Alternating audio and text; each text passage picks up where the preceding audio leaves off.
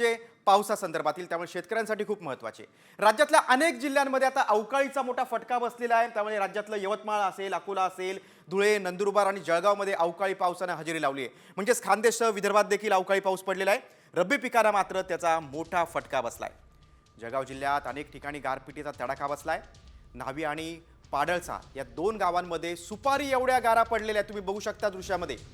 तर यवतमाळमध्ये म्हणजेच विदर्भामध्ये देखील केजागमध्ये वीज पडून एका महिलेचा मृत्यू झालाय, तर एक महिला जखमी झाली, दुर्घटना घडली. दरम्यान अवकाळी पावसामुळे हरभरा, तूर आणि भाजीपाल्याला मोठा फटका बसलाय. तापमानात देखील घट झालेली आहे. शेतकऱ्यांनी चिंता व्यक्त केलेली आहे. ही दृश्य आपण बघतोय जळगाव जिल्ह्यातील. अगदी बोरा एवढ्या गारा पडलेल्या आहेत. जळगाव जिल्ह्यातील न्हावी आणि पाडळचामध्ये सुपारी एवढ्या गारा पडलेल्या आहेत. तापी पट्ट्यातील ही दोन गावं आहेत. आपण अधिक माहिती घेऊ. आमचे प्रतिनिधी जळगावचे संजय महाजन आपल्यासोबत आहेत. संजय, या गारपिटीचा फटका केळी पिकाला देखील बसलेला आहे, अधिक काय माहिती? जळगाव जिल्ह्यात 2 दिवसाचा येलो अलर्ट या ठिकाणी शासनाकडून देण्यात आला होता.